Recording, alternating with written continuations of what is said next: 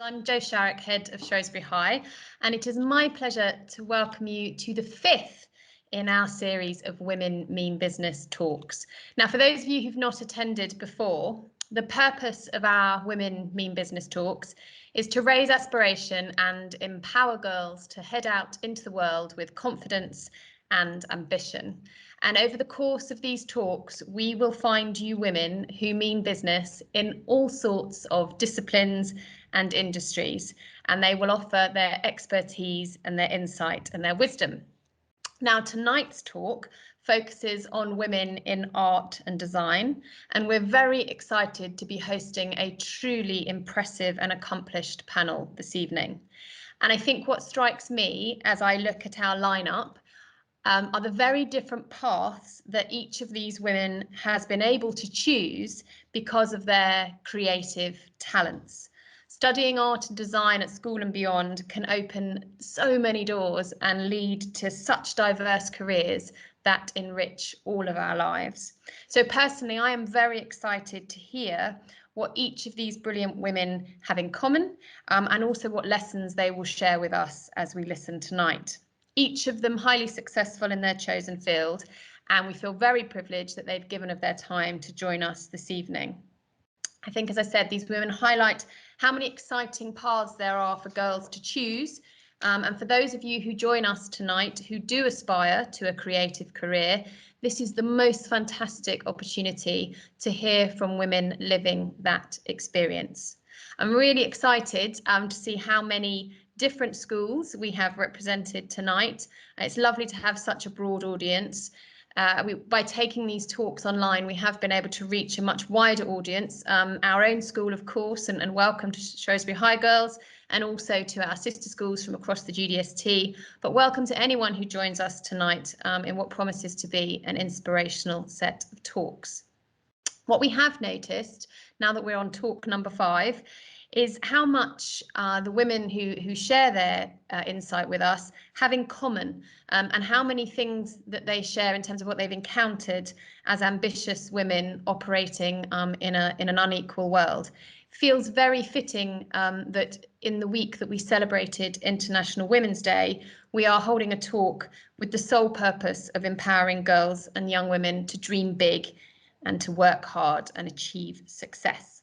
So a warm welcome to each of our guests. Just a few words on format. We will hear from each of our guests in turn, and then at the end we will do a sort of Q&A and panel discussion. So if audience you have questions, can I ask that you post them in the chat, and then we will get through as many as we possibly can after we've heard from each of our speakers. If there are any technical issues, I'm not anticipating any, but if there are, do bear with us. We have an excellent team behind the scenes who will get us back on track should anything go awry. But for now, to business. I would like to start by welcoming Anita Cash. Anita joined Redan as an editorial assistant. She worked her way through to become editorial director. Now, for those who don't know, Redan is the leading independent publisher for the preschool magazine sector. It has an enviable reputation throughout the publishing industry. It's known for being innovative, creative, and having the highest quality content. What may be more familiar to you are some of Redan magazine's popular features, which include characters such as Peppa Pig, Paw Patrol, My Little Pony, and Paddington, to name but a few. But to tell us all about herself, Anita, a very warm welcome to you. The floor is yours. Hello, lovely to see you all. I hope you can see me and everything's working okay. I'm absolutely delighted to be here and be part of the panel. My story exists because of another story, really. So to give you a little bit of background about our company, Redan published children's educational magazines based on popular children's characters, and we're based here in Shrewsbury. And our Redan roots are based in the comic book industry. So our founders, Robert Sutherland, Jenny O'Connor and Diana Turner, all worked for Marvel Comics UK together. And I'm sure you know that Marvel Comics created Spider-Man, Iron Man, Captain America, Hulk, X-Men, etc. And at Marvel Comics, Robert was managing director, Jenny was the managing editor, and Diana was the group editor of the preschool titles. And Robert developed an idea to publish magazines with an educational bias using the most popular children's characters to promote learning through fun. So in 1990, Robert, Jenny and Diana bravely left Marvel Comics and Redan Publishing was born. Diana came from a teaching background, so she came up with the idea of the educational workbooks, and Robert developed this further. So now we have our trademark sort of fun to learn workbooks. And then Redan fast became one of the UK's leading publishers of award-winning children's magazines. So then I joined the company as an editorial assistant back in November 2000, and I'm still here, which is testament to how much I love working at Redan. Sadly, we lost Robert in February 2018, and the team at Redan has now been led by our managing director, Julie Jones, and we've continued to ensure that Robert's legacy is carried forward, and we really hope to do him proud. Lots of publishers and magazine publishers are owned by big corporations, but we're the leading independent publisher of preschool magazines in the UK. And we have a really wonderful connection to this Women Mean Business presentation today because the owner-director of Redan Publishing, Elizabeth Sutherland, was once a pupil at Shrewsbury School. So I've put together a few slides to show you where I work and what we do. I thought it was really important to mention our editorial team because I'm part of the team as the editorial director. There's 18 people in our editorial team and 15 of those people are women. So there's lots of roles within our editorial team and within our company as a whole, which I'll get onto, for women. People on our editorial team come from different backgrounds, and each person's special interests, knowledge and expertise contributes to the team as a whole. And we've come from lots of different backgrounds: drama, graphic design, illustration, animation. I personally came from a primary education background, and I also have a master's degree in journalism, which I've always had sort of creative sort of tendencies, I suppose. I studied art, but it does show that if you're a creative person, you can find your role within a company and pursue a career in art and design.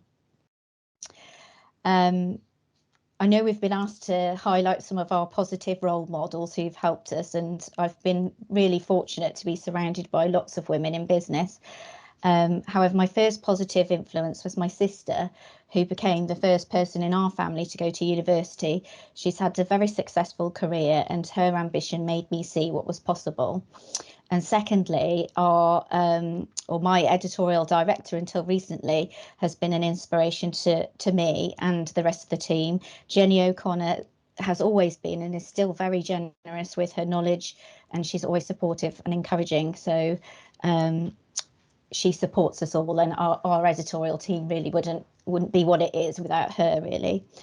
So to show you what we do, here's our portfolio of award-winning multi-character and standalone magazines, featuring all of the characters mentioned who we work with every day.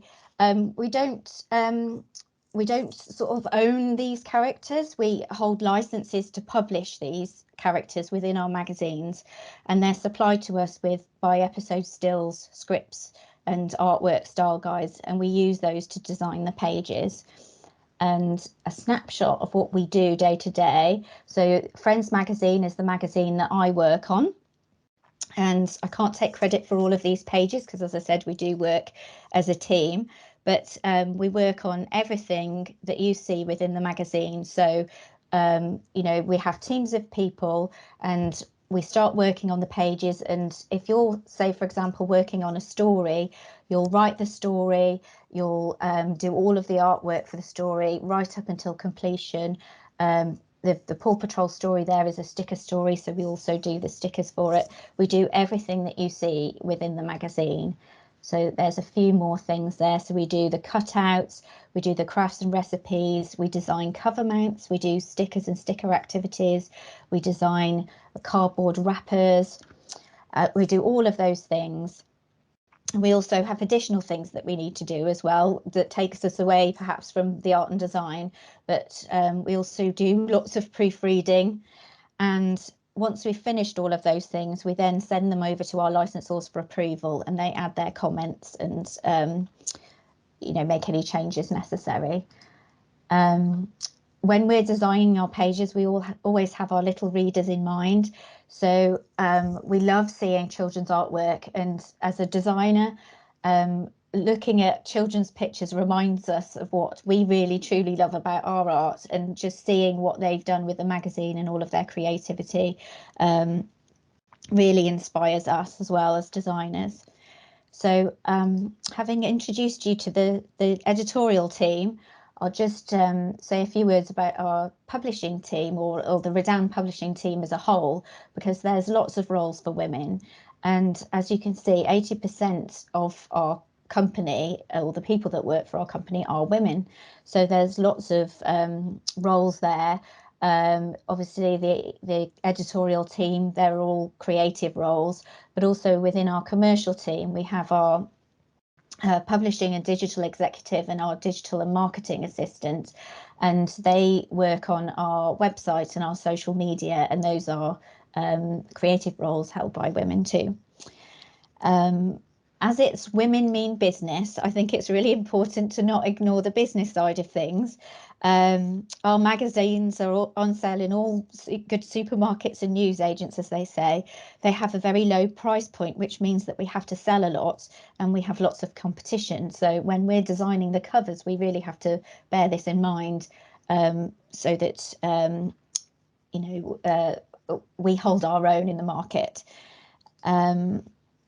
The majority of our magazines are in the preschool category, but Sparkle World is in our primary category.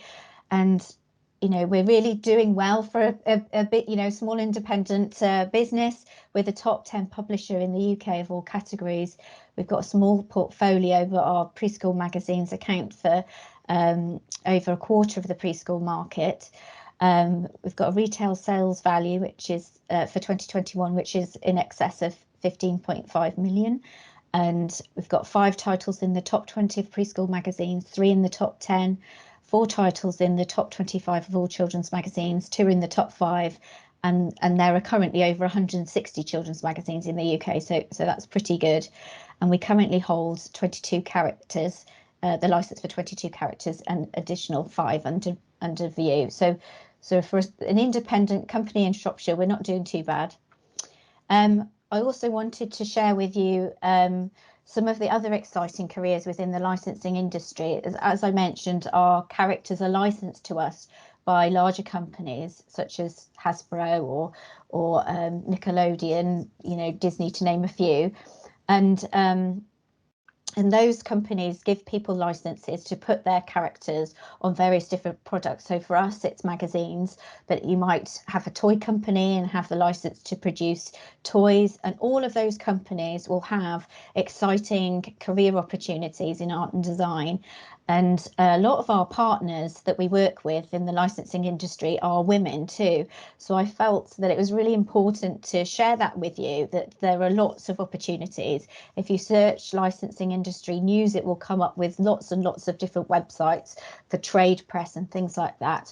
And I've listed a few of the roles of the people that I deal with on a daily basis, and they are all women too. I've also did a little quick editorial team survey. I know that this is going to be recorded, and I know it's too much to cover in one presentation, but there's some really, really inspiring people on our team. They've come from all different sorts of backgrounds. As I said, I asked them 3 questions. What was your career qualification before working at Redan? What do you love most about your role? And what advice would you give someone embarking on a career in art and design? And they've come back with some amazing responses. So if you watch it back again and pause it, you'll be able to see some of those.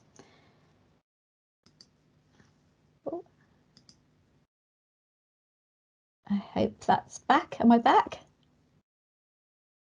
Yes, you're back. Hello. Yes, there we go.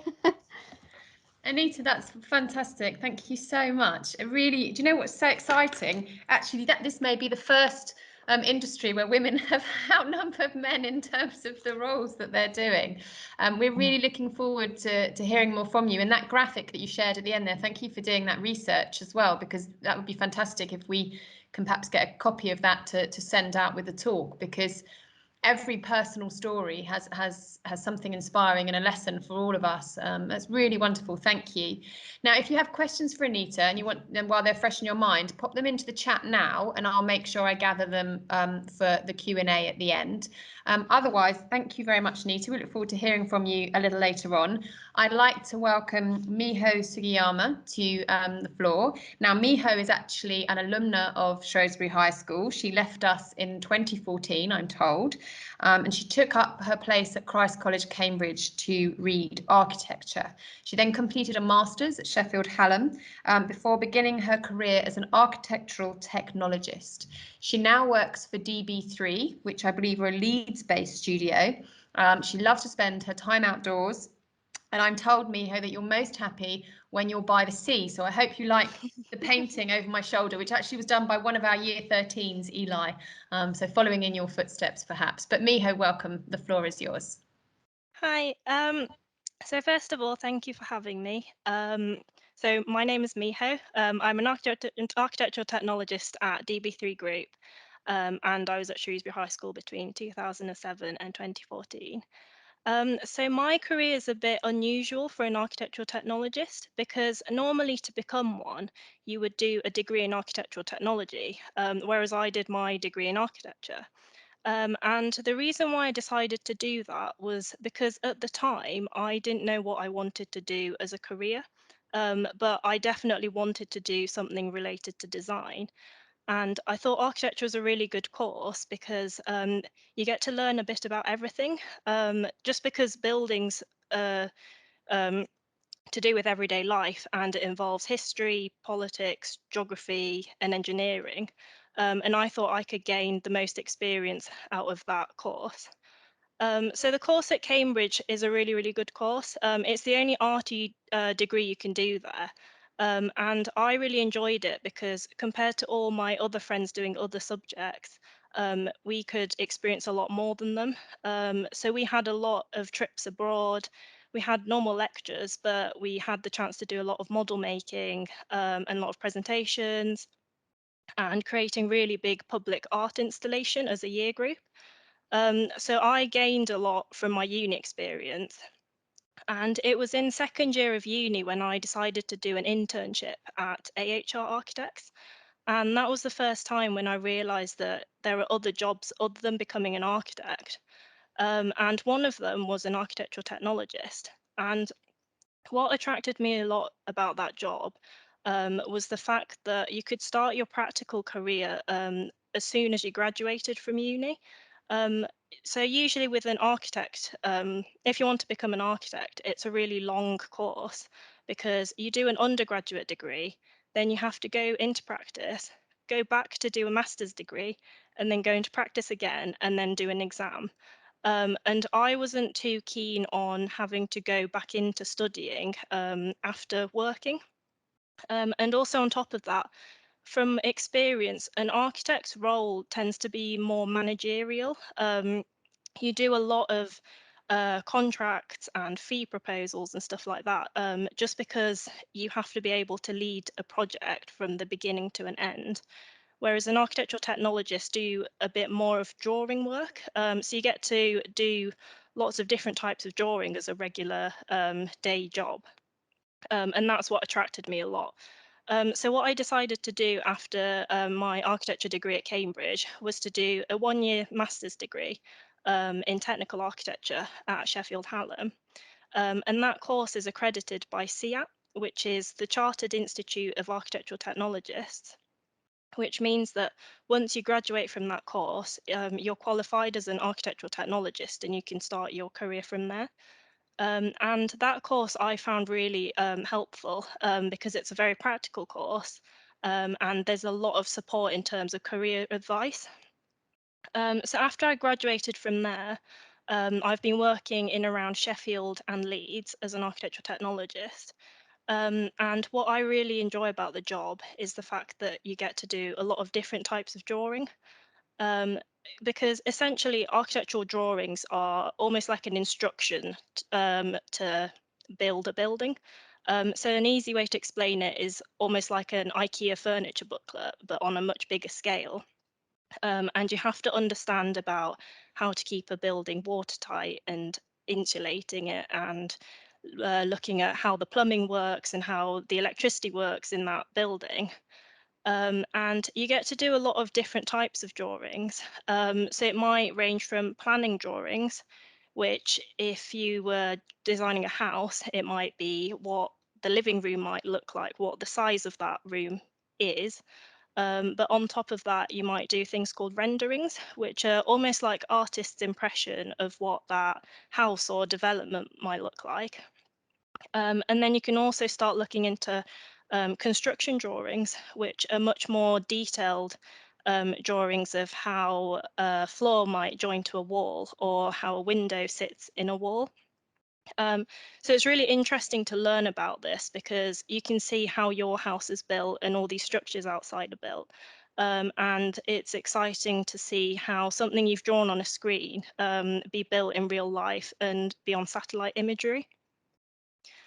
So what keeps me sort of excited about the job is the fact that I have a lot of support around me. I found that in the profession, everyone's very encouraging, and there's a lot of teamwork.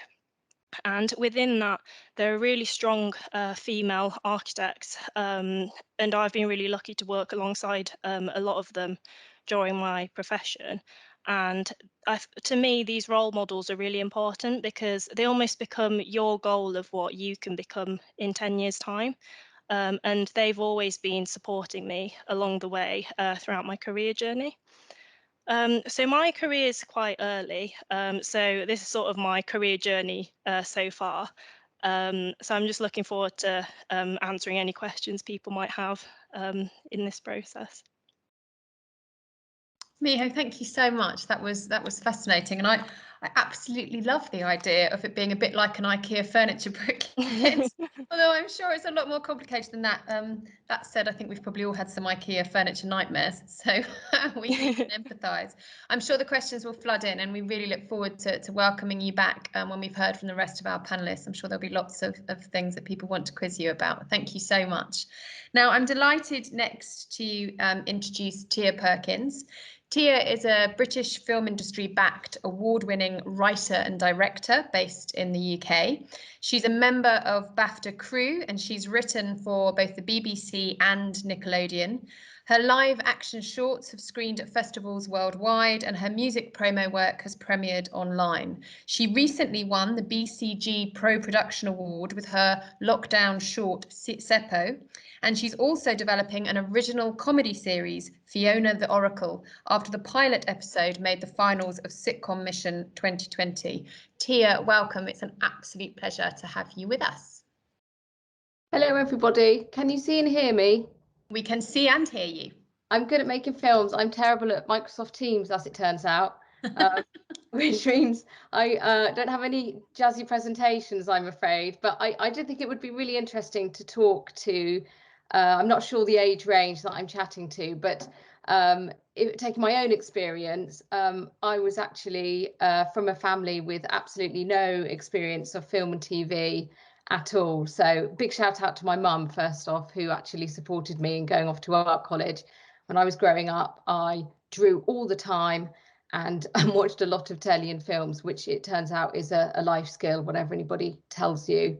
And I had it pointed out to me by an art teacher that you could draw films, and that was the start of my professional career. I went and did a degree in animation, in hand-drawn animation, and then the film Toy Story came out, and I knew that's what I wanted to do. So I did a master's degree in computer animation, and I think this is sort of representative of kind of film and TV, really. New technology comes along, or the appetite for something changes, like, you know, the Marvel industry at the moment, and this sort of people maneuver into different parts of the industry all the time, which is a really exciting part of film and TV.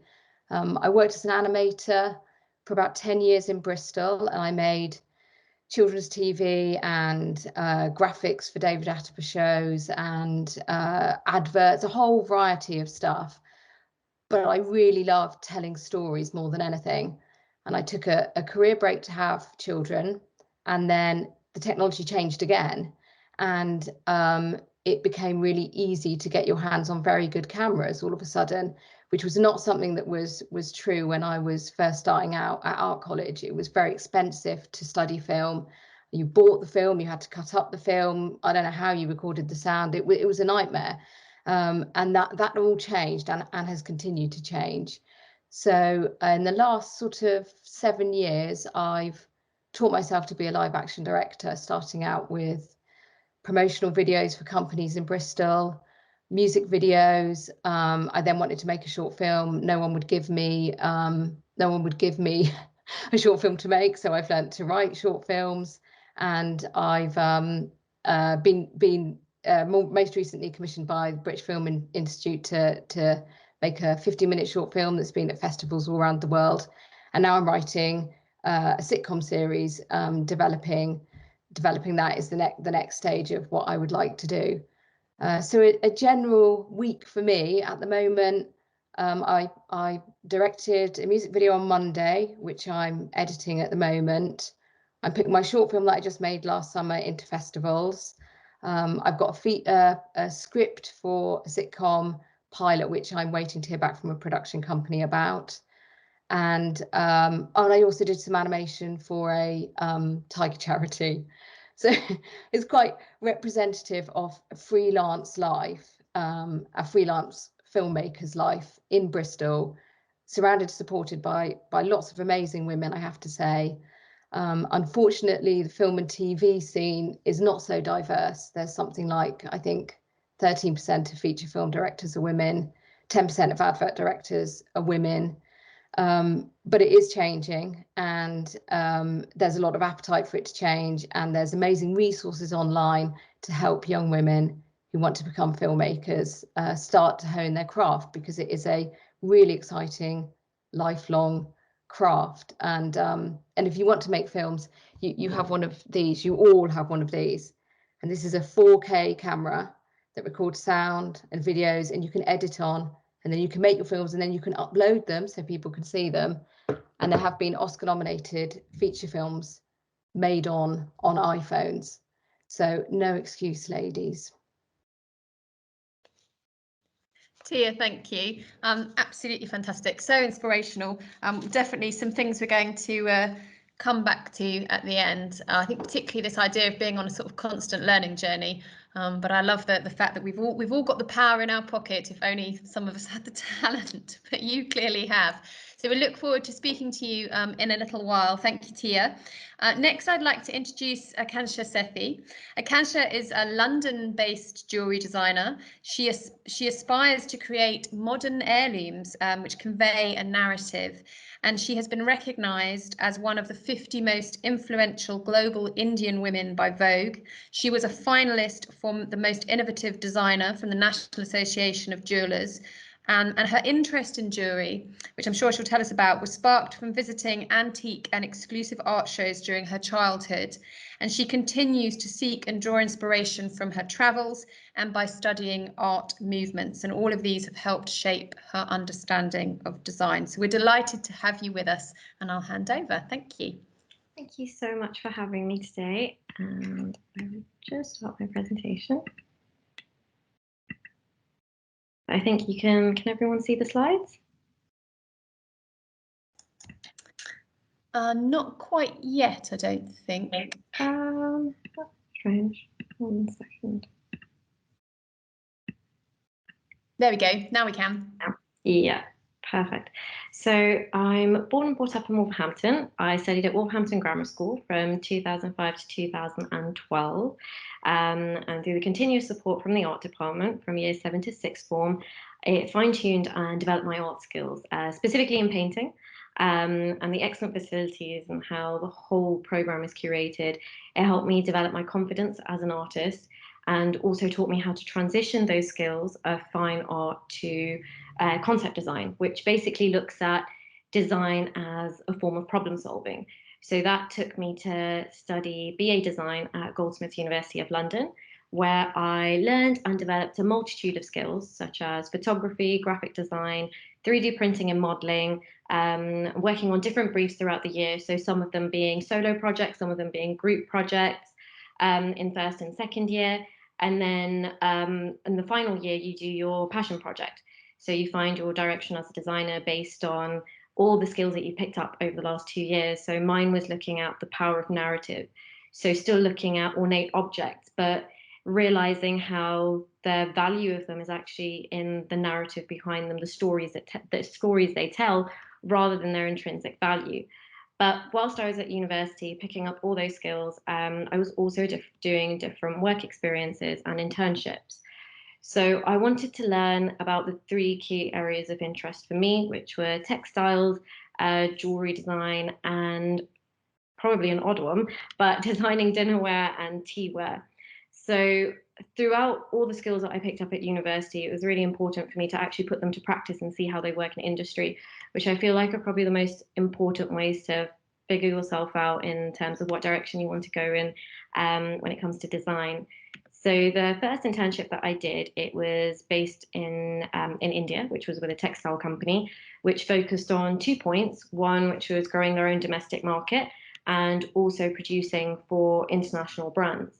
So I had, in my first brief, working on a collection for their own stores within India, and working in a team. So that was my first experience working, obviously, in a team, professional team, and learning different skills throughout, learning different making skills. So learning about block printing, screen printing, and then my second one was working on an export production.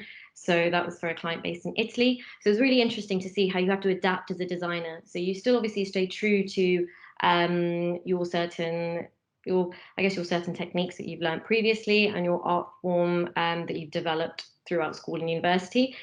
But it's also nice to see how you can adapt based on different briefs given by different clients. So it was really interesting working in a team and adapting as a designer based on certain briefs. Then the second internship I did, which was with a jewelry brand, which focuses on fine jewelry. So they do their own collections and bespoke pieces for select clients. So this one was quite different to the first one, where it was more of a learning experience. So I was with the head designer throughout the whole time. I was learning about gemstone sourcing, about certain properties, which I was really fascinated by, different making techniques, and then working on multiple briefs at the same time. So naturally, even at university or school, or even in my first internship, it was very much that you've got the one brief that you have to fulfill and then you move on to the next. Whereas this one was multiple ones that you'd be working at because they're all working in different phases, and you work on them simultaneously. So that was quite fascinating. And then the third one, which was all throughout my second year of university, it was working with a fine bone china brand based in Stoke-on-Trent, where I used and developed skills taught at university, such as Adobe Illustrator, initially learning the technical skills through shadowing the head designer there, and having the opportunity towards the end to work on a client's inquiry, which was, I guess, shaped more for myself, which was a little bit more of like a jewelry theme. So I was asked to come up with some design ideas, and it was a really, really great experience seeing it transform from sketch to the finished product, but then also the lovely surprise of seeing it in store in London, which was a really, really incredible feeling because that was the first time I'd seen that happen. And then after those 3 internships, I felt that one industry spoke to me probably the most, which was jewelry design. So through all the skills that I'd picked up on my final year project, I aspired to create adornments that are timeless. They convey a narrative and evoke an emotion, because I realized that that's what jewelry's always done for me from a very young age, whether that be transporting me to a moment during my childhood, or then certain birthdays when I look at certain pieces of jewelry that I've had. And I wanted that to be the same through the pieces that I create. So which is why I set out to then create my own jewelry brand. So while setting up, still being a learning process because I'm only 3.5 years in now, I feel like it's really important to know certain things, which I think are aspects which you can carry on through university as well. So it's not specific to setting up a brand, but more just being passionate about art and design. So it's quite important if you can realize what you want to do through design. So having a purpose that you're designing for. So for me, it became that there were two techniques which I learned about during my internship, which was stone carving and enameling, and realizing how those traditional art forms are actually being lost due to people wanting fast production and just consistently wanting new and changes and more modern jewelry. So it became kind of like a mission for me to prove how that actually can have a contemporary twist and can be used. Then also knowing your target audience. So again, all of these things, not specific to just jewelry, but can be used in other parts of the industry. I feel having a target audience and knowing what your unique selling point is behind anything that you do, I think it's really important. And it just keeps you quite focused. And then consistently combining even your skills from school all through to your work experience. Like I still use some art skills that I picked up at school to this day, which have always come in handy, and also picked up the graphic skills throughout university, which have helped me in doing my jewelry brand, the social media, and the website. So all of those things do come together at your final point. And then most importantly, the support that you can get in the industry. So for jewelry specifically, we used to have a women's jewelry network, which got paused during COVID, but is starting up again. So it's lovely to meet specific people. So whether that be editors or other women in business based around fashion and jewelry, which have helped me massively. So there's Melanie Grant from Financial Times, or my PR, which is Katie Manderson. All of them have supported me and shown me how you can have a business as a jewelry designer and also have that balance with your personal life, which sometimes you kind of lose sight of when you are new in an industry where you're kind of bombarded with so many different tasks at the same time. But through looking at how all these incredible women have done that at the same time, it's been really inspiring for myself, which has also helped me throughout my whole journey as a jewelry designer. So there were a few things that I did want to share which are exciting when you are your own designer, which is one thing even throughout the whole 3.5 years in designing multiple pieces, is seeing it transform from the sketch to the finished product, and how exciting that still is, even to the point where I got my collection last week, and just seeing it transform from the sketch to all the production time, and then seeing it in its flesh. And then certain moments which have been really special, and they really do add to your confidence as a designer, which I think is really important to have, such as participating in London Fashion Week and being able to showcase my work to the Queen, being published in different articles throughout, so having that recognition in industry, which is really important, especially when it is such a competitive market. And it's fun. It is fun talking about what you do and showing that passion. And it really does shine through with people in the industry, and that is what helps stand out. And also growing, which you will consistently do. I'm still doing that, and realizing what your identity is as a designer, which you can see through all the way that my collections have developed throughout my 3.5 years, and even in university and even at school, you sort of start finding your direction like that. And then the key points on top of all that you learn at school and your work experiences, which I think helped me during my projects in school and at university, and also now when I'm setting up my brand, which is having passion, confidence, and the patience for your results. I think these three things combined, I guess, which are relevant in any parts of business, they really do help pull through, because there are times where you will feel like either you're being pulled in different directions, or you may have set certain targets and you feel that, oh wait, but I'm still quite far away from that. Just have patience, and as long as you have passion in what you do and you're confident, it will work out. And I think that's something that you do learn over time, but if you just stick at it and you enjoy what you're doing, and it will pay off. Akansha, thank you so much. Absolutely fantastic. And I love that passion, confidence and patience. It's a really good trio of words to keep us motivated. But I also really enjoyed your top tips as well. And hopefully we'll be able to dig into some of those when we have the Q&A at the end. But thank you very, very much. Now, last but far from least, I'd like to welcome Sabrina Gidda, also a fellow from Wolverhampton. Sabrina's early career began in fashion, PR and marketing, but she soon realised that her passion was in food and cooking. Her eclectic journey to the kitchen, but driven by a dedication to her craft, unbounding ambition and the desire to work with food. She twice competed in the prestigious Roux Scholarship Competition, making it to the final with 6 contestants nationally. She was the only woman to do so.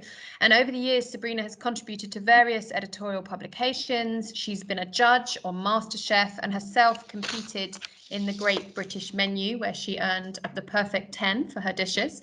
She is currently executive chef at AllBright, a women members club based in London and the US. She continues to champion women in food, drink and hospitality with an eclectic global approach to cooking. I'm making myself hungry. Sabrina, welcome. The floor is yours. Thank you so much for having me. So small update to that is that I am no longer with AllBright. I'm in the next chapter of work, which has involved setting up my own business, which I'm really excited about. But as you say, also from Wolverhampton, so I studied at Wolverhampton Grammar School, and also seemed to develop this incredible connection with our art department, and I think that was really pivotal for me in trying to.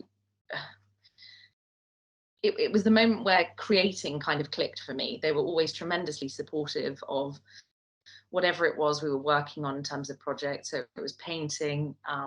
You know, my final project was a 12-foot by 4-foot portrait that then hung in the stairwell for some years to come. And I just remember the energy and the encouragement that we were given, even back then, to sort of create things and to see it all the way through. And that's something that still sticks with me now. So I began in a very academic way, and back at that time, I was adamant that a career in fashion design was what I wanted to do. And then very, very sort of quickly, I realized that nobody really liked eating in fashion. So there was a bit of a problem there for me. So I began at London College of Fashion, where I did women's wear design for 2 years. I then moved into my degree, which was fashion PR and marketing. And it was at that time where I had my light bulb moment, really. So I started working as a waitress in London to subsidize a very strong shoe habit that I had picked up. So it was really important to make sure that there was enough spending money for all the glorious shoes I needed. And also really just finding my feet in this amazing city.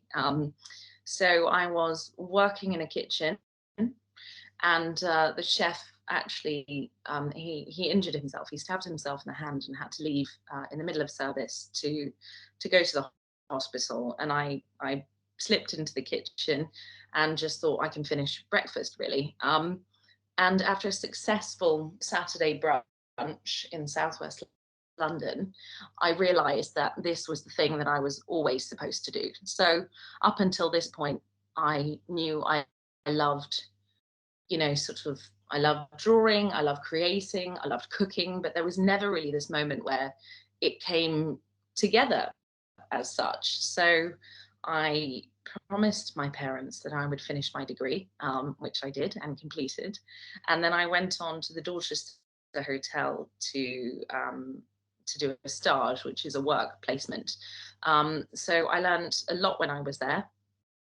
And then my first post after this was in a gastropub in southwest London. And that's really where I sort of learned to bring together the creative element of what I loved about food, cooking, and you know, sort of being in the kitchen, but realizing very quickly that that the need for business acumen, payroll, costing, labor, all of these things that somehow had eluded me up until this point, having never run a kitchen before, was really important. So, I mean, in a very short space of time, less than a year, in fact, I found myself running a great kitchen in a pub on Northcote Road here in London. And I was 21, so having had absolutely no experience before of running a restaurant or running a P&L, actually. I'm still not sure how I managed to get there, but there was a natural ability, and I think my time at school, my time spent with my family, I guess my Punjabi heritage, the network of people I had around me, there were things that I had learned that I had not necessarily realized I had learned until they were sort of unleashed in me, and everything sort of came together to show a very kind of clear path of progression for me, to turn something I loved into not just a hobby, but into a career, really. So it was met with a little bit of concern from those around me, because my industry, hospitality and chefing, doesn't always have the most positive sort of light. You know, we've had Gordon Ramsay effing and jeffing and misbehaving. It's not really like that, you know. It's not all places are that way, and hospitality can be and is often a tremendously rewarding career path to take, and I say that as someone who has enjoyed much of what it has to offer. So at 21, I was running the pub. I then moved to the Sanctuary Spa in Covent Garden, where I took over as head chef for 3 years, looked after AIG Europe, the 2 Roux scholarships, which I must say was sort of, someone said, why don't you give it a go? And I thought, why don't I, really? And as somebody who had gotten thus far just by being absolutely driven and not taking no for an answer, it seemed like a good thing to do. So I did 2 of those competitions, and I think actually in the history of the competition, I'm the only Punjabi woman to make it to the final ever in 34 years of that competition. And at that time, I was the only woman in over a decade to make it to the final for 2 years consecutively. And actually, I think there's a little bit too much emphasis put on the winning of certain things, because that really taught me so much about myself, and what I wanted from my career, and what made me tick, really. So all of that experience of competition was something that came up again a little bit later when I did Great British Menu and all of those other bits and pieces. And what I would say is that it's really important for me, or it has been, is to take a little moment to check in on what you really love to do, what really interests you, what works for you, what doesn't work for you, and to kind of stop and acknowledge that as you go. So from 21 for me, and I'm now 35 more recently, there hasn't been a second where I haven't wanted to do what I'm doing right now, and I consider myself very lucky to be in that position. But I am often, and I would encourage people to just take a moment and sort of say, am I enjoying it? Am I doing what makes me happy? Do I have this hobby that maybe I could look at turning into a business idea? Could it work? And I know Miho mentioned that there are amazing opportunities that sit around. You know, you might have a particular job in mind, and perhaps you don't have the correct qualification for this job, but there are loads of other things that sit with that can also provide really amazing, fruitful and exciting career opportunities for you. And for me, that's what I saw in hospitality and food, really. So I have set up my own consultancy, which is what I'm doing now after leaving the AllBright.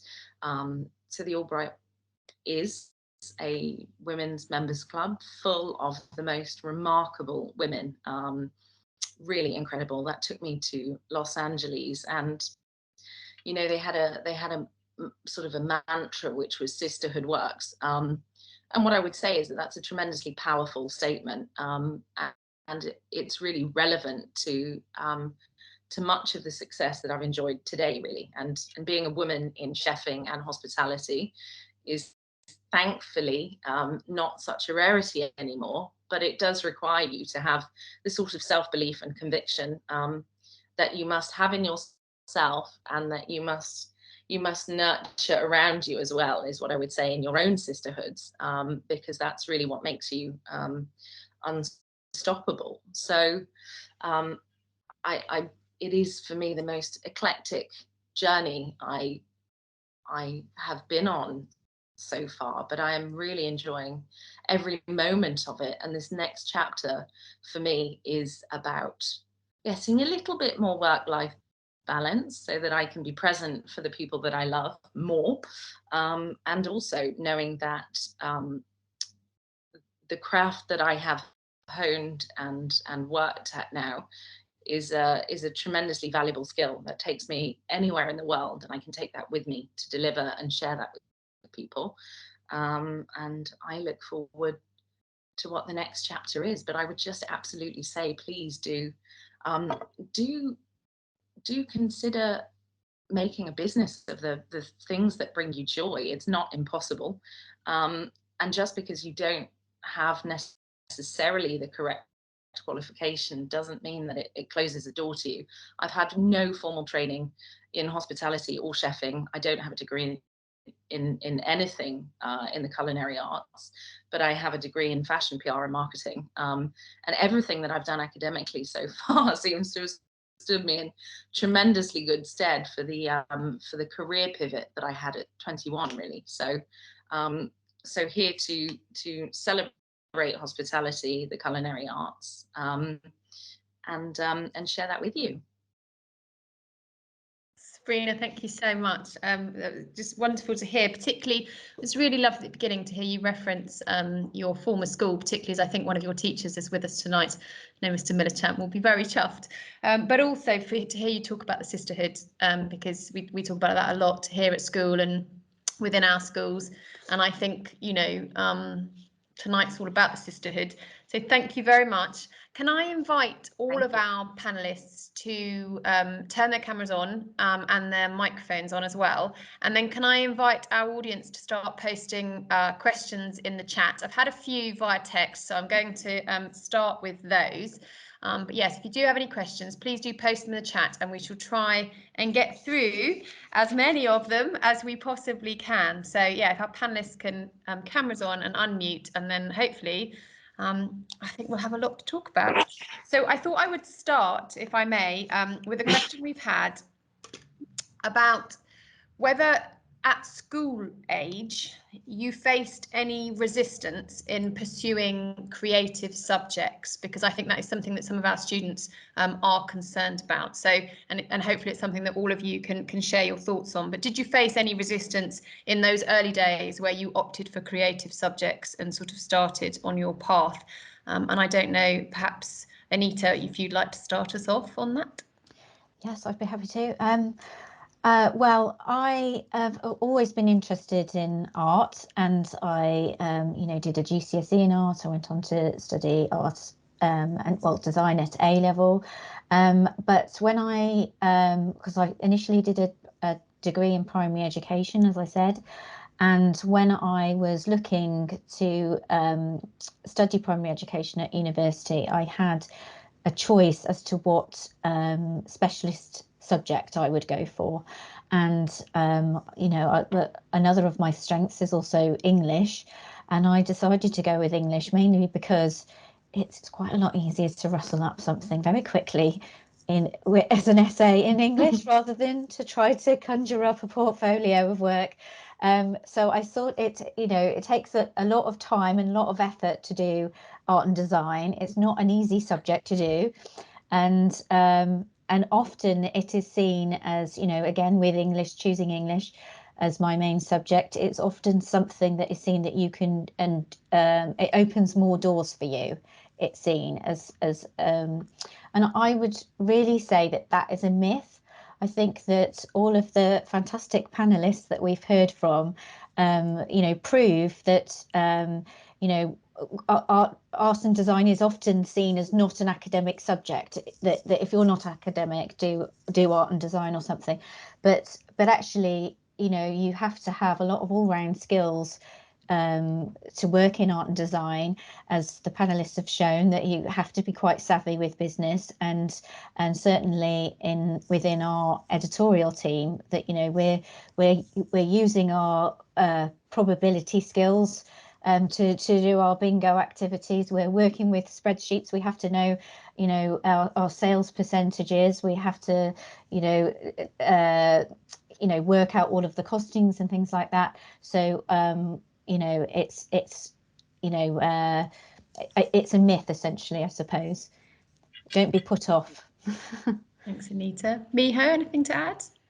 I found that at Shrewsbury High School, it was a really supportive environment. So when you apply to do architecture, you usually need to provide a portfolio of work, and that is sometimes a bit vague. They just say bring, say, 10 drawings into an interview.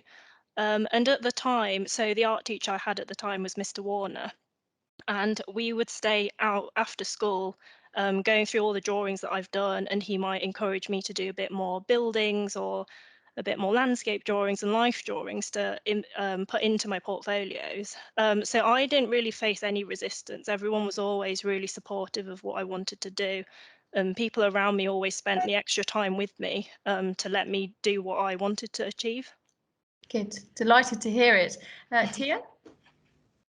Yeah, I was encouraged to do an art foundation course, which was really brilliant, which was after doing my A-level art, I did art, English and history, and I knew I wanted to go to art college, but I was encouraged to do an art foundation year, which is 1 year where you just try everything, every sort of creative discipline, so graphics, sculpture, fine art, everything. So that sort of confirmed that I wanted to do something in filmmaking. But I think if you were creative and you knew that was the way that you wanted to make a living, it gives you the chance just to sort of think, oh, is it photography, or actually is it ceramics, or is it jewelry design, or is it, you know, or is it that I want to go off and do marketing but do something in the arts? So I think that gives you a really good broad overview of everything that might be, you know, sort of a potential creative career.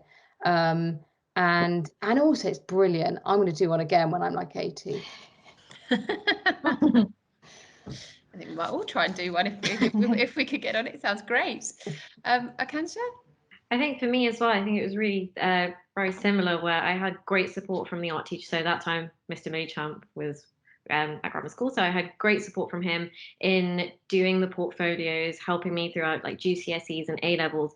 And I specifically remember having a conversation with him, and there was another art teacher at the time, Miss Ward.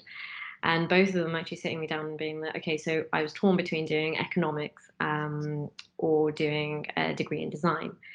And I think they could both see, and it was also my parents, that all three of them could see that I had like a real passion for design. And sometimes it gets a little unnerving, especially when you're at school and everyone's talking about certain degrees that they want to do, that you may feel like if it's the right field to go in, because it is risky, but it's a lot of fun and it's lovely being part of it. And I think my parents and both Mr. Maychamp and Miss Ward, they really helped me understand, like, no, you know what, that it is your skill set. It's something that you've showed us from start and you're really passionate about it. So follow through with it. And that's one conversation which I'll never forget, because I think that is why I pursued what I did, and I really enjoy every single moment of it. Brilliant. Sabrina? I also had the privilege of being taught by Mrs. Ward, Mr. Millichamp, and then Mr. Perkins. And I think for me, having sort of enjoyed and been involved in art, not just in the classes, but in an extracurricular fashion, my parents always knew it was something that I really enjoyed. And I think for them, any sort of nerves surrounding the route I might take were really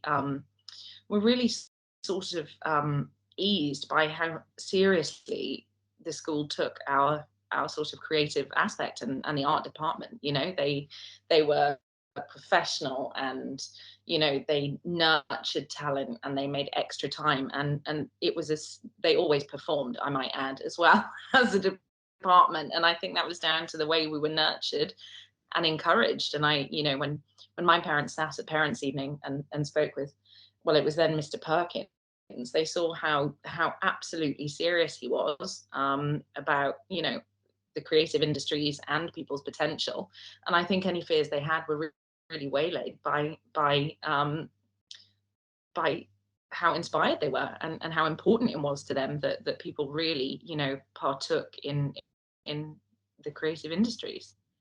Well, it's really heartening to hear. And I think, you know, a number of you also mentioned parental support and involvement as well. And I guess for students who, for one reason or another, perhaps don't find parental or sadly support in school, are there any sort of good places to direct them to, that you know, other avenues of inspiration if you're not finding it sadly at school or at home? If anyone's got any top tips. I think even in your friends to some extent, which I think is quite important, because at that time it does have like a really big impact on you as to what your, you know, what your friends think, and then that's something that you want to carry on having a connection with as well. And I think having that support at that time also does make a big difference. It adds to the balance of helping you make that decision at the time. It doesn't mean that you go into peer pressure, but it's more just that support. I remember, because the art block was a separate building, so it was like walking back and forth after school as well, and that was like wintertime, it was dark, and I remember like my friends, and my portfolio was massive and I'm quite small, so even just like helping me carry that along, or like if there's like projects which are like heavy, and having that support from them, and knowing that, like, you know what, you're, you know, just being told that you're good at that, so like pursue it. That's really important as well. And I think that went hand in hand with obviously the teachers and parents too, but had a big impact in itself as well. Anyone else on that point? Yeah, I think finding out things for yourself as well. I think Tia made a really good point that with your iPhone, that you can just get cracking, whatever you're interested in doing, find out about it and just have a go yourself, whatever it might be. And you know, you'll find similar people. We're very lucky these days that you know, we can find similar people on the internet, and different groups. There's lots of free courses, and there's so many free sort of YouTube videos and things like that, where you can teach yourself some skills and you know, find similar people and learn more about what interests you. Anyone else before I move on? Can I just say it's sort of worth reminding, so we're in an age where, you know, some of these things we're talking about are industries, they're not kind of, you know, we think of industry as something, you know, it seems like industrial, but you know, film and TV is an industry, and it's a boom time at the moment. There isn't enough crew to, you know, there's a huge Lord of the Rings series being filmed in Cornwall at the moment.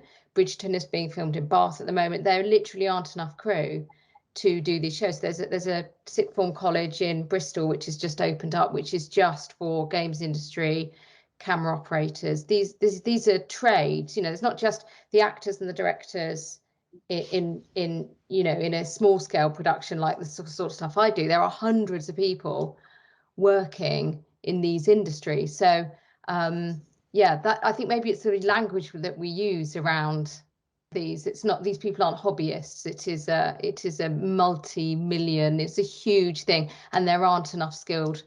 It's a boom time at the moment, so anybody who's interested in film or TV, it's a fantastic time to be training or looking to go onto a course or making your own things. Do you think, Tia, that in part comes, Sabrina said something really interesting. She said, I wrote it down because I'm going to try and remember to use it. She said, make a business of the things that you love.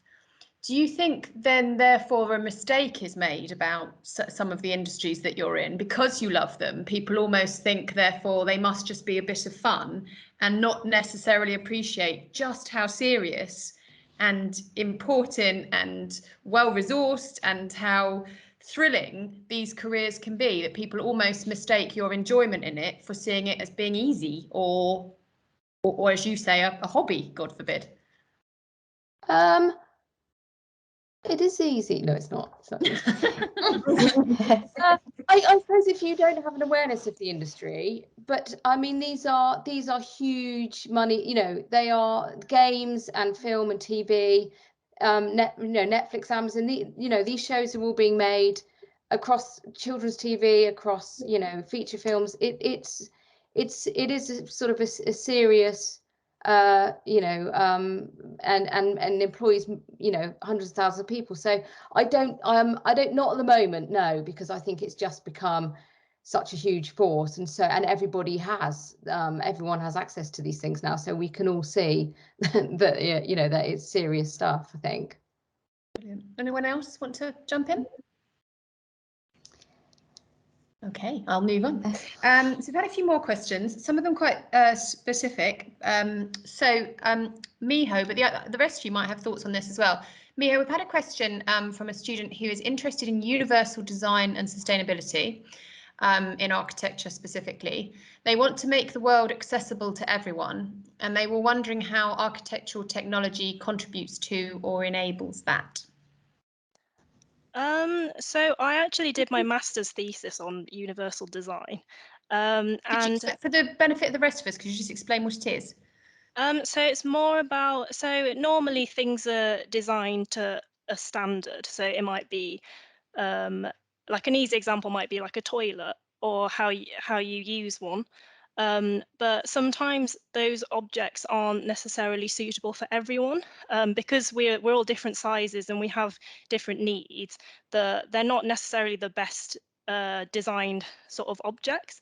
Universal design is something that tries to make these objects easily accessible for anyone. And that's to do with anything in architecture. So it could be a door handle or a sink or stairs and things like that. And so for me, that was something I was really interested in. So accessibility to these buildings and how you use them. So what I decided to do was, when I applied for jobs, I looked at companies that specialize in sort of that element. And one of those is extra care developments, which means there are these developments that are focused on a particular age range of people. So one of the companies I worked at built buildings for people over aged 55 and above. And that means that you have to start considering about how these people can access these buildings and making these sort of lifetime homes. Because as you get older, you might be less accessible to use certain parts of that building. So you might have a ground floor bathroom as a provision, just in case that when you get older, you can't use stairs and things like that. So if you are interested in universal design and accessibility, there are specific companies that actually focus on that area. So it's worth just looking online to see what sort of developments these people do. So I'd start looking at things like extra care developments and lifetime homes as a starter, and that might open up a few doors. Brilliant, thank you. That's very helpful.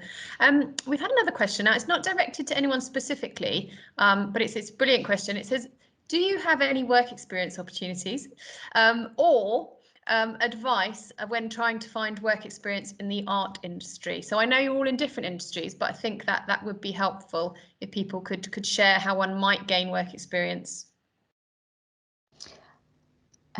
I was going to say, I think it's always good to write to the company and ask if they've got any work experience or any advice, even if they don't have any work experience at that time. That's really how I sort of introduced myself to working at Redan Publishing, is that I was really interested in the company. I saw one of their magazines and I knew that it was a local company, and I wrote to them and said, what would I have to do to work for you? They invited me in, and I spoke to Jenny, the editorial director, and she told me that I would need to learn, back then it was Quark, now it would be Creative Suite, so InDesign, Photoshop and Illustrator. And I went on and signed up myself up for a course essentially. So I think, or look at the company that you're interested in working for, or companies that you're interested in working for, and the area that you would like to work in, and ask them if they've got any work experience. And I think everybody's been at that point, so everybody understands and everybody's usually willing to help. I think, Sabrina? Yeah, I mean, I started in fashion PR and marketing, and that's exactly what I did. This is before I got too hungry, obviously, but I made a list of all of the brands and companies that I respected, valued, liked, or had an interest in, and I just blanket wrote to them, and I said, much like you mentioned, Anita, at the bottom I just said, if not now, then please keep this on file and reach out again. So I had a couple of really successful work placements when I was in fashion PR and marketing, and then when I moved into the culinary arts, it was a bit different, because I would literally go and knock on the door of a restaurant with my chef jacket, my knives, and say, can I join your service, and do you have a space for me? And that was how we sort of learned to connect with kitchens, which is quite a different approach, but they really sort of valued and respected the fact that you arrived ready to go and you were happy to get stuck in. And with that particular business, that element of teamwork, energy, and rolling your sleeves up worked really well. So I believe in writing and connecting to people. And what I would say is, write it like you mean it, really, because someone reads that of no doubt hundreds, and they'll say, someone's actually taken the time to write something where they actually really care about this and they really want to do it. And those are the ones that really strike a chord. Anyone else? I think it's also that, so you can go out and write to them, but even previously, when either I've been applying or then people have been applying to do, say, a work experience with myself, it's been, you can also get the help through your university or schools. Because I remember when I was in university, we were told that there's certain designers that have obviously been at Goldsmiths previously that can now go and, have people from the university itself do internships with them. Or then if there's a specific field that you're interested in, so for me, being a jewelry designer, we've got different events that happen. So those events are obviously open to even people that are interested in the field, rather than them just being buyers or editors.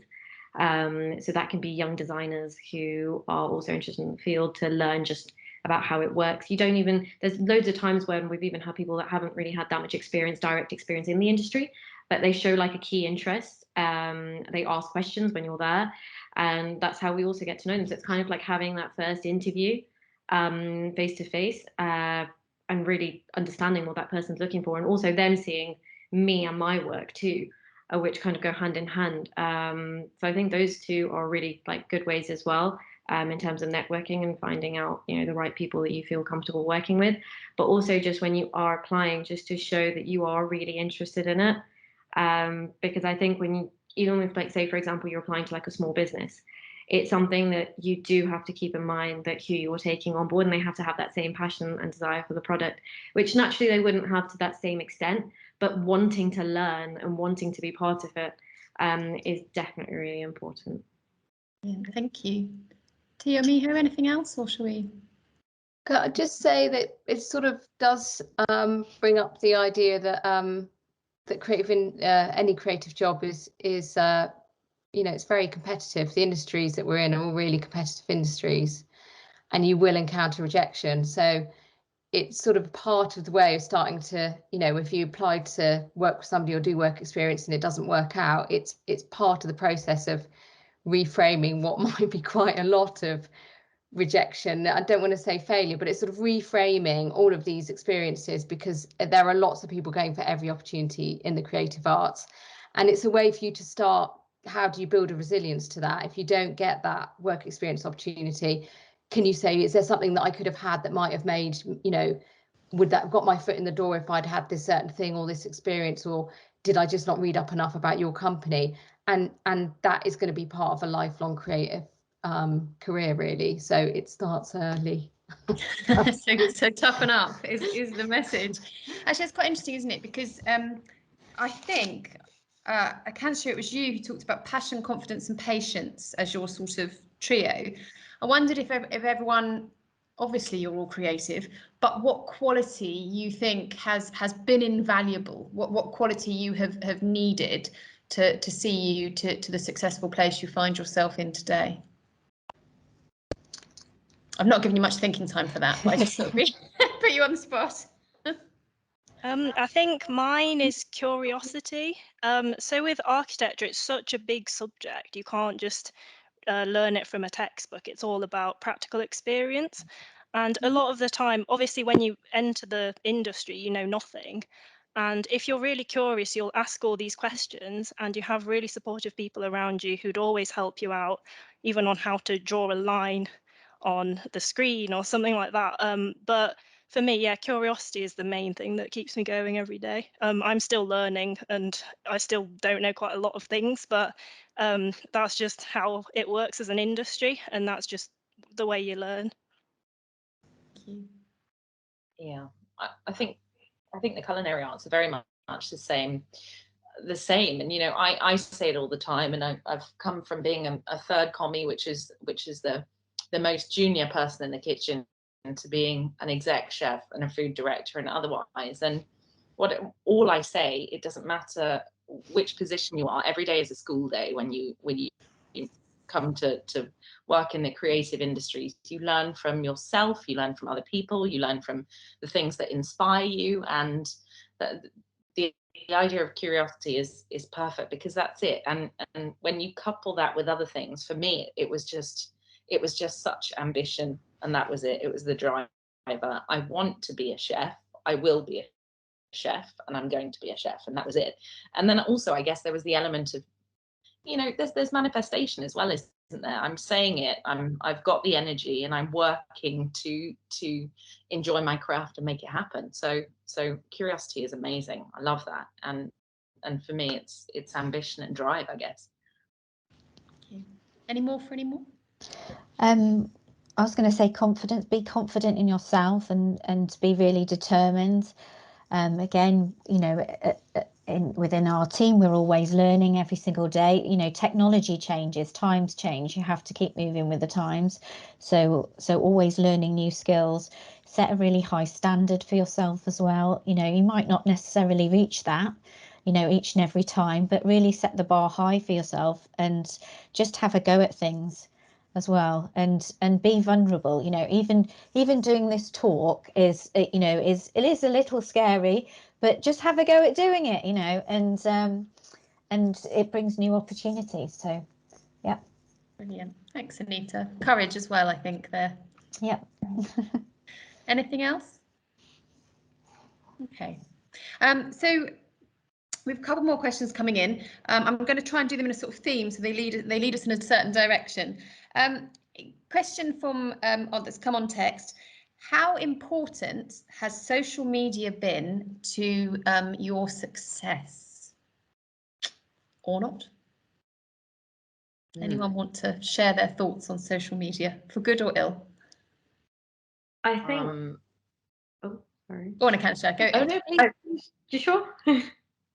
I think when it is such a competitive industry and you all kind of need to work on getting your name out there, or not even your name out there, but making your products visible or your designs visible, it is really important to have that presence online, especially when most of us are on our phones quite frequently throughout the day. So I think it is really important to have that presence, even if that's either dealing with a client on the other end, or even if it's introducing yourself to other members of the industry.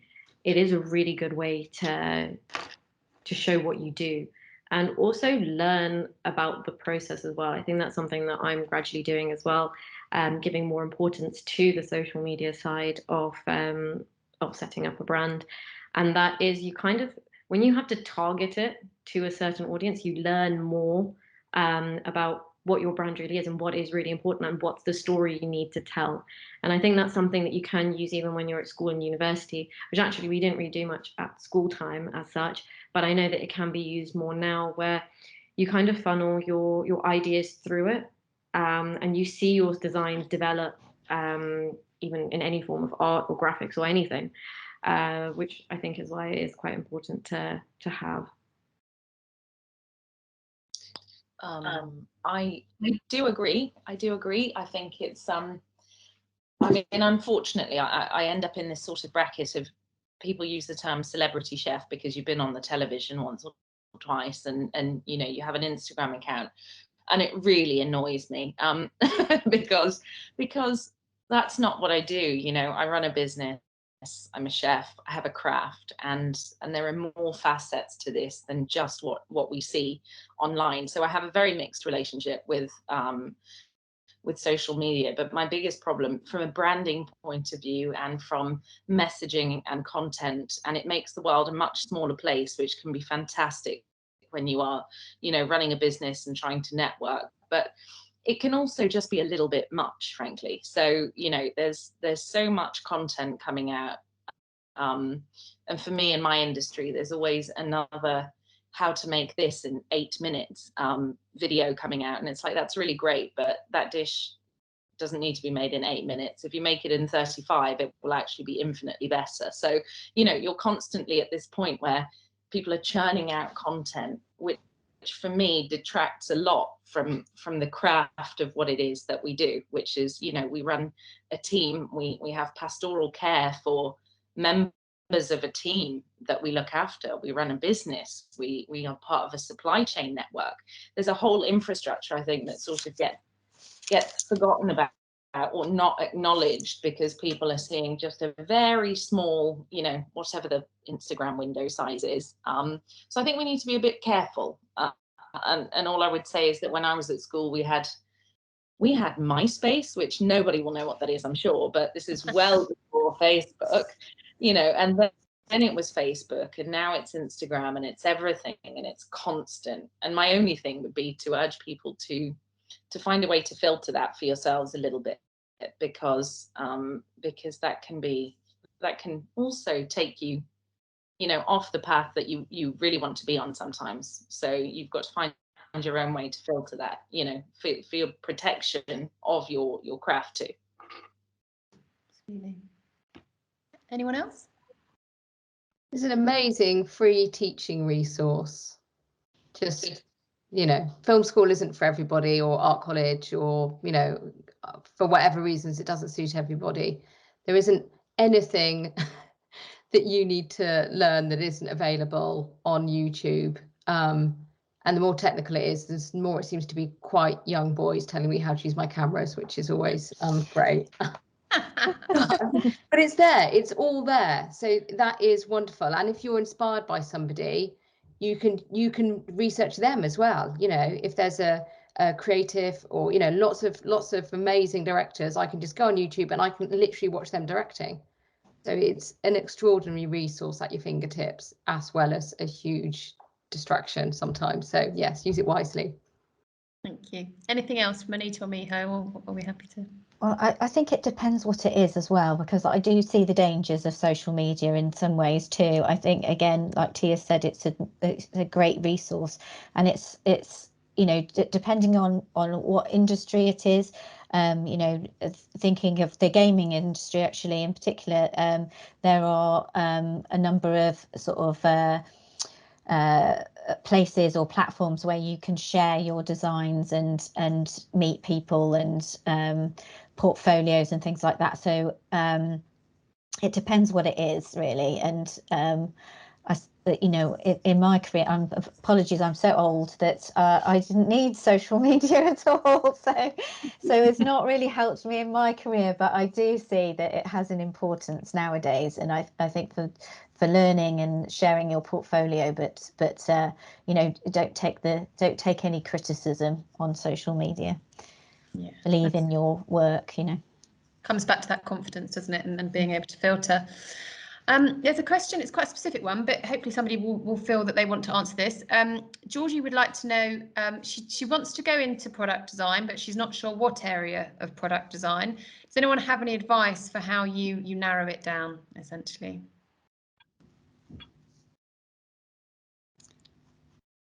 Or not?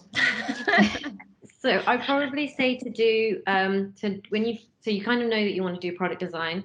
If after that you look at maybe different types of product design that you might be interested in, because I was in a similar situation where I didn't really, there were key parts of the industry that I wanted to look at. So it was decorative arts for me. So then by doing the 3 different areas, so there was ceramics, textiles and jewellery, and realizing which one I had more of an interest in, where every day it felt like, okay, I'm so excited to go in and learn more. That's kind of how I knew that, okay, that's the route that I want to go down.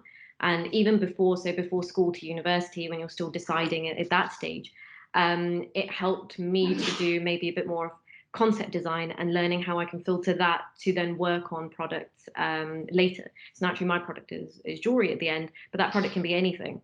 So from the degree that I did, there's people that have gone into furniture, cinematography, doing other parts of product design as well. So I think maybe trying out 1 or 2 different areas that you have an interest in when it comes to product design, because product design is quite a broad field itself.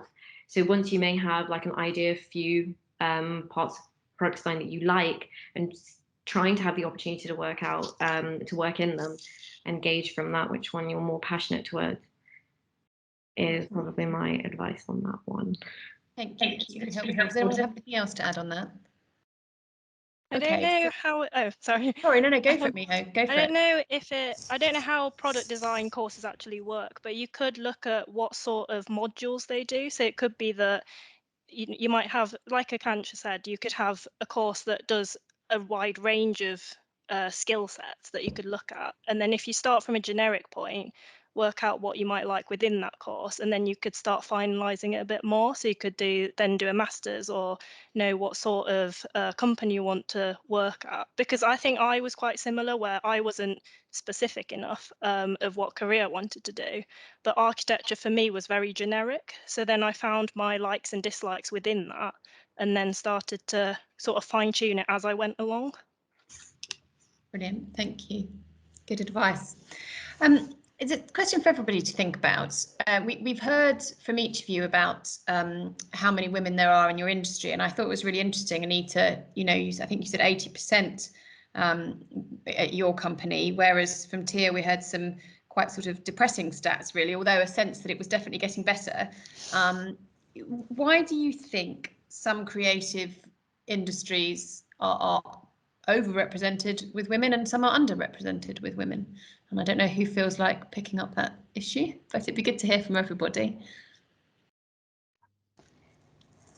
I think probably in our industry, I mean, firstly, the owner of the company was set up by Robert, Jenny and Diana, so 1 man and 2 women. So it's clear Robert saw the value in women, and this is filtered through our company, and I think that's why women are valued. I think also within our industry, it's we're producing products for children, and children are generally associated with women, or in education, for example, primary education in particular, those roles are filled with a lot of women. And also, when I mentioned the licensing industry, a lot of the licensing, although it's broadly for everything, a lot of products are, and licensed characters are, for children. So again, it sort of opens up more opportunities for women, because women are linked with children again in that role. So but those roles, if whether it's marketing manager or a product design or whatever it might be, those skills are transferable. So if you may want to start off in that industry that's perhaps more open to women, and then you could maybe move into a different area as well. But I think it's probably the relationship, in terms of the licensing industry and our industry. It's the openness to women in general anyway, and seeing the value in women. I think that more doors are going to open the more that's encouraged, and also making perhaps sideways steps wherever opportunities arise. Thank you. Anyone else like to tip in?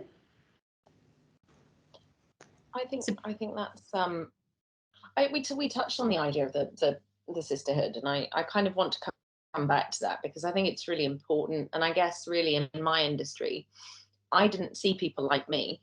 You know, there weren't younger Punjabi women who were cooking. That wasn't something that was readily available. You know, I grew up watching Delia.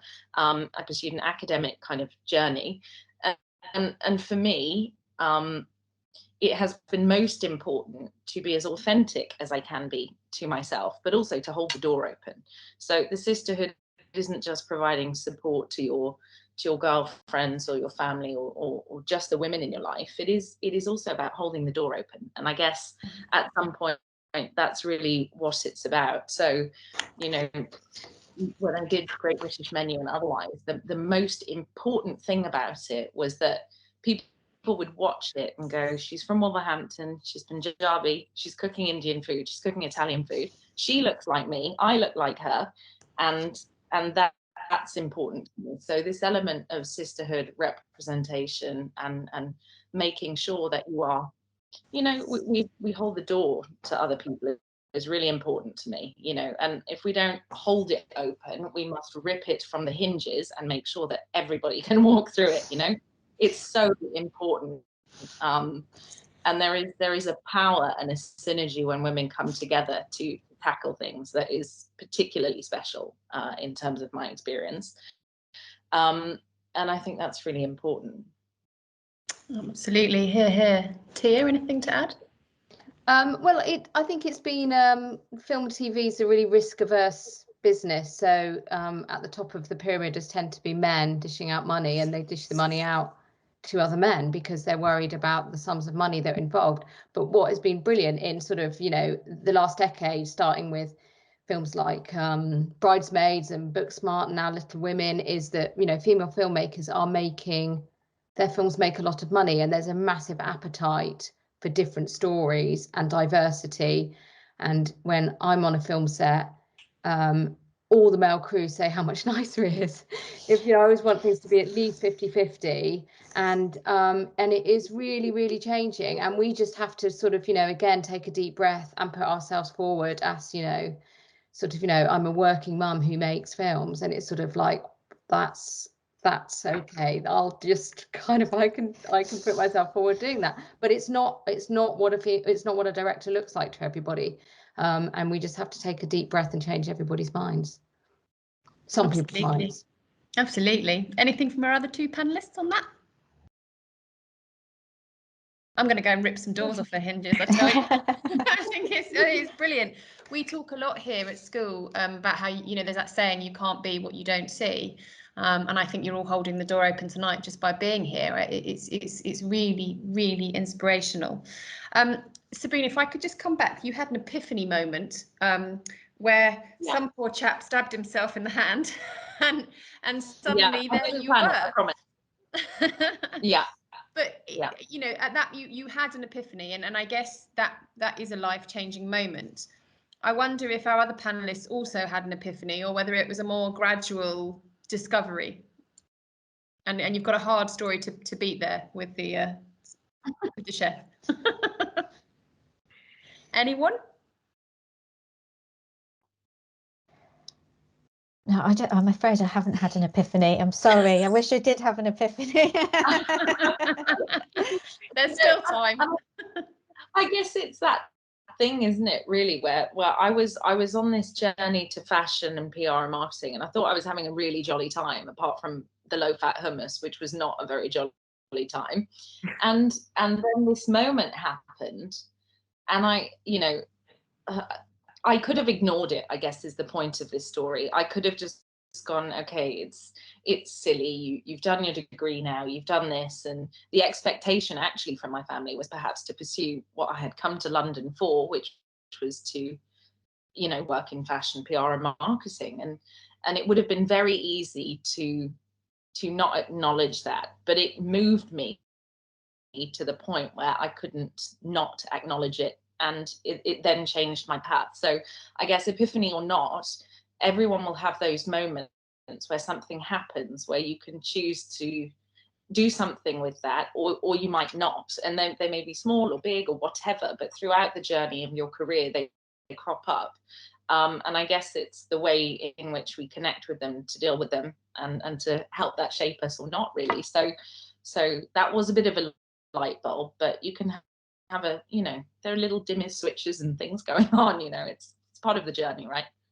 Absolutely. Anyone else got anything to share? I think there was one moment, which I'm not sure if it's fair to say, but one of the internships that I had, which was the jewellery one, and I remember I stayed maybe like designing them, designing the pieces even after coming back home, and really working on every single piece, getting to like super detail.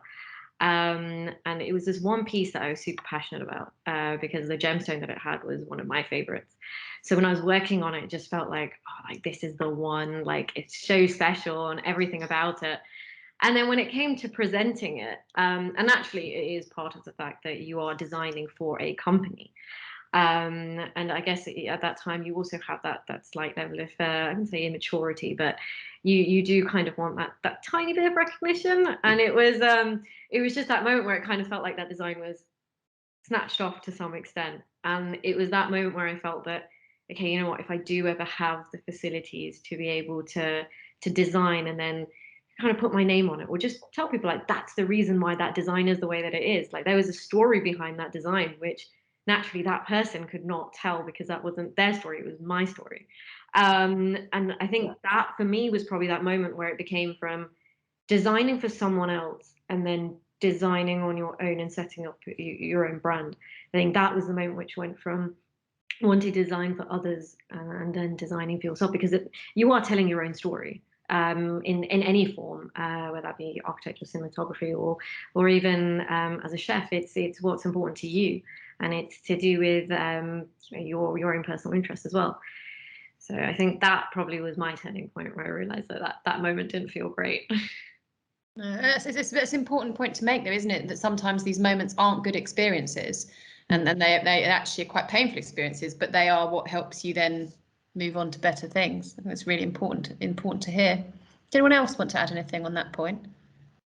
I think mine would be sort of now, maybe, just because I think, because like I said before, architecture is such a big subject that you're always sort of put in the deep end, you don't know what you're doing and everything's not making much sense. But as you keep doing it, it all starts to fall into place. So then the next time you do it, you start realizing you actually know what you're doing and you can do these jobs and tasks that you're left to do. And I think I've been exposed to a lot of residential projects. And recently I've been moved on to a factory, which is a completely different type of design. But because now I've got enough experience in residential, I can just apply it really quickly. So I think now I've got to the point where I think I'm glad I've sort of pursued all of this sort of tasks that I've been doing all this time, because now everything just makes sense. And I feel like from now on, I've got that confidence to move on and do my own sort of projects. Brilliant, thank you. Okay, well, we're running a bit short on time. We've got a couple more questions I'm going to try and squeeze in, but if you do want to ask your question, you need to post it now, or we're going to have to move on, sadly. I guess perhaps as a final thought for our guests tonight, what do you most love about what you do? What is it that really you love about your creative industry? Drawing every day. Brilliant, like that. Definitely drawing every day. And I think that's more so when you start designing for other people or as a brand, you kind of get lost in just doing that. And sometimes it can get to the point where you may start losing the passion for it because it becomes your business. It's a work aspect. It's not just painting pretty pictures. You have to look at it from a production side, managing your team, the financial side of things. It becomes quite intense. And that's where sometimes you may step back from the actual basic part of just drawing and designing, which may not need a purpose. It could be the most exaggerated design out there, which probably is not going to be made for a very long time, or it might not ever be made because it's so exaggerated. But just putting pen to paper I think that is definitely the most enjoyable part of doing it, and taking time out. So over the last 6 months, I've made it a point that however busy I am, 20 minutes a day minimum, I'm going to just draw. It doesn't have to have any purpose. It could be anything, but I am just going to put pen to paper every day and do something for just myself. And that's the bit that I do love the most. That's brilliant. Thank you. Sabrina, do you want to go next? Well, for me, it's the creating of the dishes, the kind of putting together of the flavors, and then that has to be closely followed by eating and feeding people, really. So complete feeder, but yesterday I did a dinner residency at Carousel in London for International Women's Day, week, month, year. And it was my first return to the professional kitchen since the 20th of May of last year. And it was magical. The joy of cooking for people and looking out into a restaurant full of people. It's that moment that gives all the joy, really. Fantastic, thank you. Anita? Well, we always have our, little readers in mind whenever we're designing our pages, and we really want to, make them, laugh and, let them have, special times with their families, making things with their parents and things like that. So the thing I love the most is seeing the children's pictures, really, when they send them in. I love seeing, they're often with their parents, they're looking really proud, holding their things up that they've made. I also enjoy the little pictures that they send in. I'm a huge fan of, a character coming in with one tiny eye and one large eye, and then like spiky things, and you think, oh, he's got purple spikes, it's the Gruffalo, and we sort of recognize them all. So it's the children's pictures that I really, really love, but also love working as part of our team, and also being able to work with all the world-class brands. And, we also get to work with, TV producers and things like that with our, it's exciting to work with all of these people each and every day. We're always learning. There's always something new every day. We get to see, get lots of new experiences. And it's just really nice to be a part of. Yeah. Lovely, thank you. Miho? I really enjoy doing the residential projects because it's always helping someone and it will become their sanctuary. And I kind of like the process of helping that person sort of have their own sort of shelter. So that's what I'm really passionate about. Brilliant, thank you. And last but far from least, here. I just think it's intoxicating to have a concept, whether that's a drawing or a 3D model of something or a plan or a recipe, and then through your own effort and the people that you work with, that thing is then realized and it exists in the world, and it's just the most sort of brilliant, and that's just a fantastic feeling. Yeah, it's uniquely intoxicating, I think. Brilliant. It's a lovely way of putting it. Now, as I was talking, a question came in, and I do want to ask it because it's just a really, really brilliant question, perhaps a good one to finish on as well. Have you ever had a moment of self-doubt / comparison when it came to your art, and how did you overcome it? Because I think that's probably, yeah, that's a big question, but does anyone hear? You're laughing, so I think you've got to start with that one. I have about 12 times a day, I think. All the time. And you just have to kind of have a little check-in with yourself. Yeah, I had a moment directing on Monday where we were running out of time, and I just thought, oh God, I'm just going to hand this over to somebody and run away. I'm just going to pretend there's an emergency. And then you just have to, because it's all new, and you're feeling out of your depth because you actually are out of your depth. And fear is power. I mean, better to do it than not. Brilliant. Anyone else? Well, on a daily basis within our industry, we're creating the pages, and we always have to judge them, all the time. We have other people proofing our work. So we have people within the office, looking at our work and saying, move this here, move that there. We then send it off to our licensors, and they then might change things, and they might do it differently. There's, we're giving style guides, and we could all do it differently. But you learn to develop a thick skin, and not to worry too much about it, and just to sort of believe in yourself. And it all takes time. So, you know, where Akansha was saying about the drawing every day, just practice, practice, practice in everything you do. You don't, you know, immediately, you know, sort of start the role and you know what you're doing. You have to practice and you have to learn, and then it comes, and you'll soon be, you know, producing something that collectively everybody thinks it's you know, strong, but also you've got to believe in yourself as well, really, that you can do it, and just have that belief, and it doesn't matter what people say, just keep going. Thank you. Anyone else? I think there's got to be a certain element of fake it till you make it too, I think. So my kind of analogy for this is really in my first ever kitchen. My first job was to fillet fish for fish and chips. There were 80 portions of fish, and the head chef said, well, you do know how to do it, don't you? And I said, yeah, of course, chef. Never done it before in my life. Never done it. Said yes. Did it. Got the job. And I'm still here. So, you know, you have got to. We can all talk ourselves out of why we can't and why we shouldn't. And I'm a big fan of self-critique, and I evaluate what I've done and how I can learn and how I can grow, because there's no failure, only opportunity to develop, really.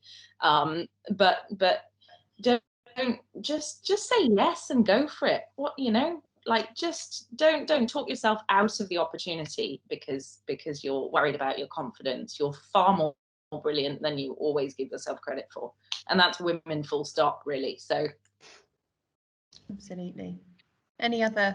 Anyone else want to comment? I think stay true to your art style, which it can be a little tricky, especially when, say, for example, the industry is kind of ruled by a certain market trend, whether that be interiors or fashion or anything. It can be quite daunting to them when you look at, say, for example, other brands, which you naturally do for a source of inspiration, or you see publications which are showing that, okay, this is the on-trend thing to do. But try not to get lost in that. I understand that it's important, but at the same time, it's actually more valuable for you to stick to your art skills and your style, because then that's when you enjoy things more, and you can actually be more successful in it when you are true to what what your style is and what your techniques are. So I think that's definitely a key point for me, which I have experienced it a couple of times, where it can become where you may become a bit more, I wouldn't say commercialized, but you start changing your approach to fit this mold. But actually, it's a lot more interesting, and people buy into you a lot more and your work, and have more of an interest in your work when you are true to your identity. Thank you. Miho, anything to add?